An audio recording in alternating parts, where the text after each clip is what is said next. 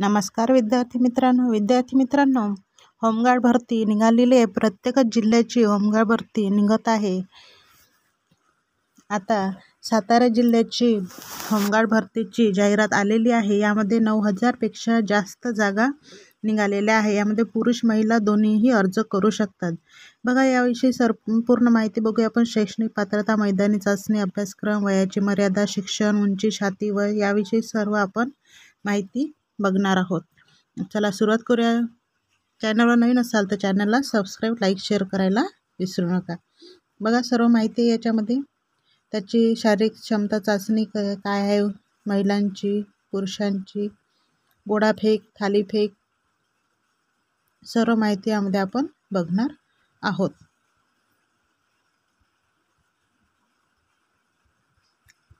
बघा,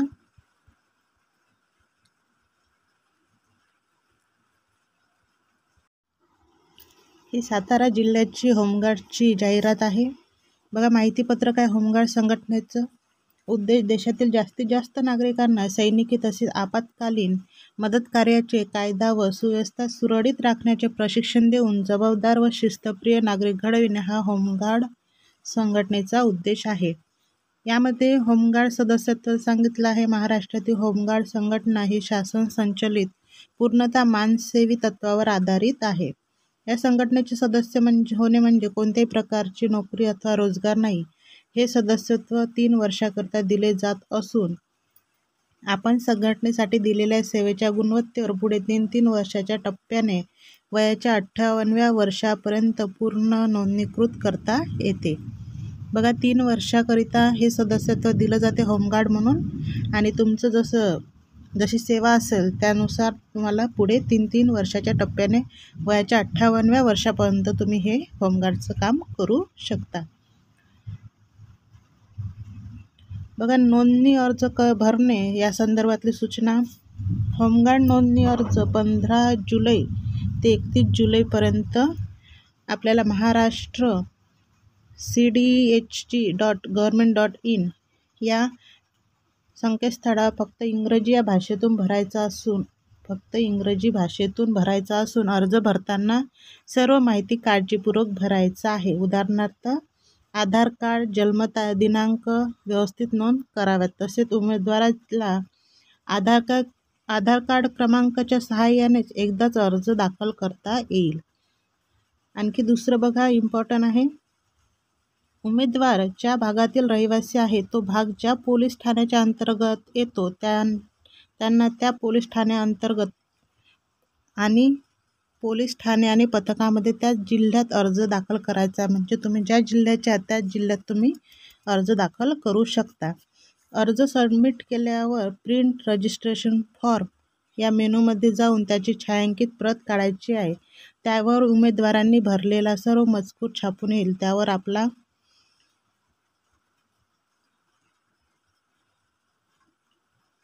वर्तमानातील एक फोटो चिपकवायचा।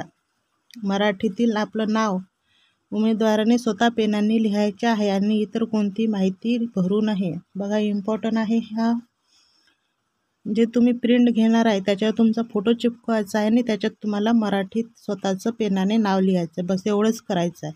त्यानंतर ऑनलाईन अर्ज भरण्याची अंतिम मुदत दिली आहे 1 ऑगस्ट 2024 संध्याकाळी 5 वाजेपर्यंत। सर्व अर्जाची छाननी झालेले कागदपत्र शारीरिक क्षमता चाचणीकरिता पाठवण्यात येणार आहे। बघा, यामध्ये आता दिले आहे होमगार्ड नोंदणी नियम आणि अटी। होमगार्ड पात्रतेचे निकष दिले यांनी। शैक्षणिक पात्रता कमीत कमी 10वी उत्तीर्ण हवं। शारीरिक पात्रता दिली आहे, वय 20 वर्ष पूर्ण ते 50 वर्षाच्या आत। तुम्ही 20 ते 50 वर्षाच्या आत असाल तर तुम्ही होमगार्डचा फॉर्म भरू शकता। उंची पुरुषांसाठी 162 सेंटीमीटर आणि महिलांसाठी 150 सेंटीमीटर दिलेली आहे। तसेच छाती न फुगविता किमान 76 सेंटीमीटर आणि कमीत कमी 5 सेंटीमीटर फुगविणे आवश्यक आहे। पुरुषांची न फुगविता छाती किमान 76 आणि कमीत कमी 5 सेंटीमीटर फुगविणे आवश्यक। 76 ते 81 दरम्यान हवी आहे तिथे। आता आवश्यक कागदपत्रे बघूया आपण। यामध्ये आवश्यक कागदपत्र आहेत रहिवासी पुरावा, आधार कार्ड, मतदान ओळखपत्र, शैक्षणिक अर्हता प्रमाणपत्र, जन्मदिनांक पुराव्याकरिता SSC बोर्ड प्रमाणपत्र किंवा शाळा सोडल्याचा दाखला. तांत्रिक अर्हता धारणकरिता असल्यास तत्सम प्रमाणपत्र. खाजगी नोकरी करीत असल्यास मालकाचे ना हरकत प्रमाणपत्र. नोकरी करत असाल तर तुम्हाला जेव्हा बोलवण्यात येईल तेव्हा येऊ शकता असं मालकाचं ना हरकत प्रमाणपत्र पण हवं आहे. तसेच 3 महिन्याच्या आतील पोलीस चारित्र्य पडताळणी प्रमाणपत्र देखील हवं आहे. यानंतर शारीरिक क्षमता चाचणी. उमेदवारांना प्रत्येक शारीरिक चाचणी प्रकारात 40% गुण मिळवून पात्र होणे आवश्यक असल्याने एका चाचणीमध्ये अपात्र ठरलेल्या उमेदवारांना पुढील चाचण्या घेतल्या जात नाही. बघा विद्यार्थी मित्रांनो, काय म्हटलं इथे, 40% जर गुण कमी मिळाले एखाद्या चाचणीमध्ये तर तुम्ही पुढील कोणती चाचणी देऊ शकत नाही.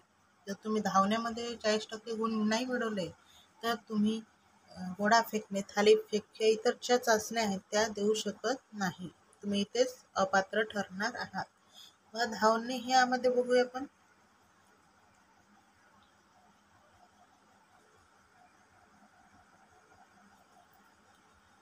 बघा, धावण्यामध्ये पुरुष उमेदवारांना 1600 मीटर धावणे आणि त्याला 20 गुण आणि महिला उमेदवारांना 800 मीटर धावणे त्याला 25 गुण दिलेले आहे.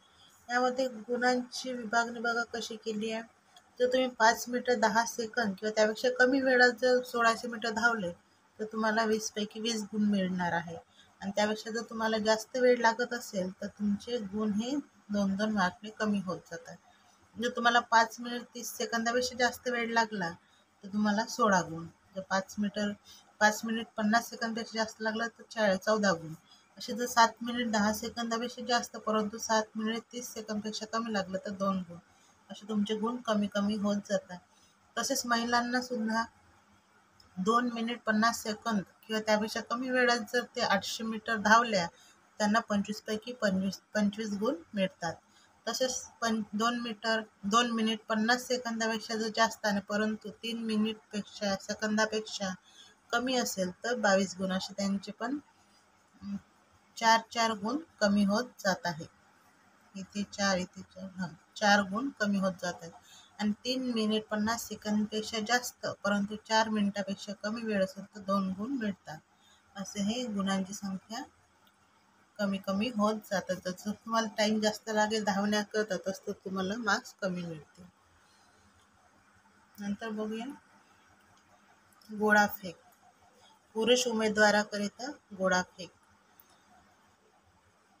8.50 मीटर किंवा त्यापेक्षा जर जास्त तुमचं गोळाफेकीचं अंतर असेल तर तुम्हाला 10 गुण मिळतात.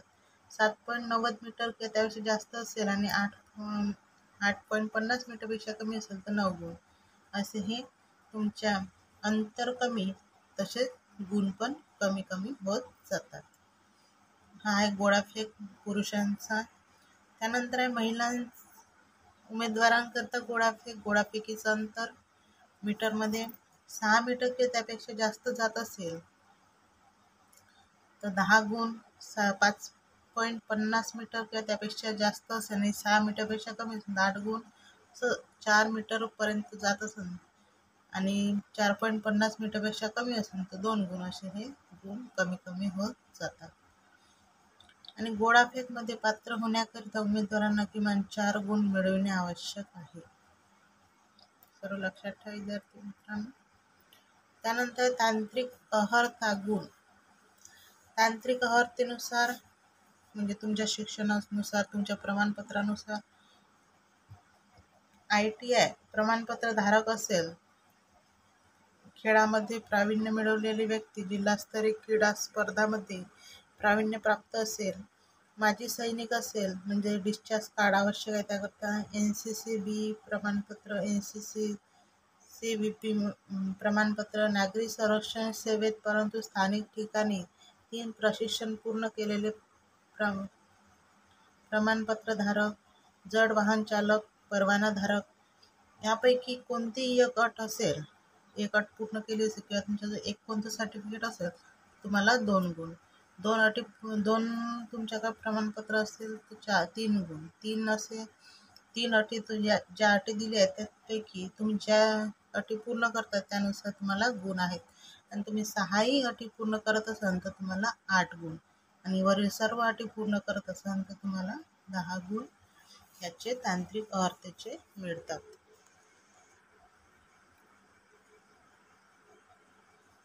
आता बघूया आपण होमगार्ड सदस्यांचे कर्तव्य. होमगार्ड सदस्यांना दररोज कर्तव्य दिले जात नाही. पोलीस दलाच्या मागणीप्रमाणे कायदा व सुव्यवस्था राखणे, कमी पोलीस दलासोबत बंदोबस्त कर्तव्य, आपत्कालीन परिस्थितीमध्ये अग्निशमन, विमोचन, पूरविमोचन तसेच रोगराई, महामारी काळात, संप काळात प्रशासनास मदत कार्य अशी कर्तव्ये दिली जातात. होमगार्डना देय भत्ते. होमगार्ड सदस्यांना बंदोबस्त काळात प्रतिदिन 570 रुपये कर्तव्य भत्ता व ₹100 उपहार भत्ता दिला जातो, म्हणजे 670 रुपये त्यांना दिले जातात. तसेच प्रशिक्षण काळात 35 रुपये खिसा भत्ता, 100 भोजन भत्ता आणि साप्ताहिक कवायतीसाठी 90 कवायत भत्ता दिला जातो. बघा, बंदोबस्त असेल तर प्रतिदिन 570 कर्तव्य भत्ता म्हणून आणि 100 रुपये उपहार भत्ता असे 670. तसेच प्रशिक्षण असेल तर 35 रुपये खिसा भत्ता आणि 100 रुपये भोजन भत्ता दिला जातो. साप्ताहिक कवायतीसाठी 90 रुपये कवायत भत्ता दिला जातो. त्यानंतर शास्ती.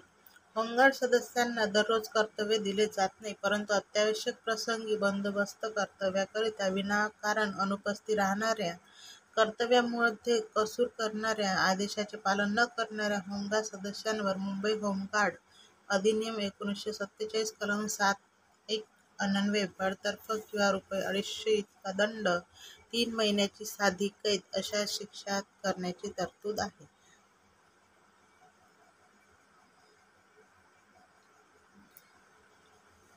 होमगार्ड नोंदणीकरिता कोणत्याही प्रकारचे शुल्क आकारले जात नाही. सदस्यत्व मिळवण्याकरिता कोणत्याही इतर मार्गाचा अवलंब करू नये. याकरिता कोणीही लाच पैशाची मागणी केल्यास अधीक्षक, लाचलुचपत प्रतिबंधक कार्यालय, सातारा किंवा माननीय जिल्हा समादेशक तथा अप्पर पोलीस अधीक्षक, सातारा यांच्याशी संपर्क साधावा.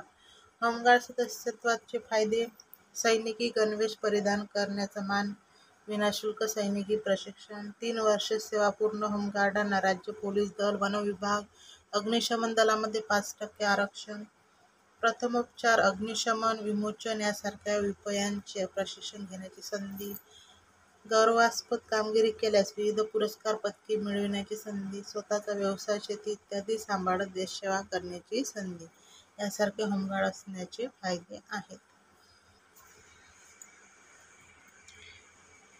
बघा, हे होते होमगार्डविषयी माहिती. भरपूर जागा आहेत, 9,000 जागा आहेत. तुम्ही पात्रता सर्व बघितलं आहे, कशा कशा पद्धतीने हव्यात, कोणते कागदपत्र हव्यात आपल्याला. तर याची 30 तारीख लास्ट आहे. तुम्ही फॉर्म भरून द्या. ज्यांनी फॉर्म भरले नसेल त्यांनी भरून द्या. आता 15 तारखेपासूनच निघालेले आहे. 30 तारीख शेवटचे. फॉर्म भरा.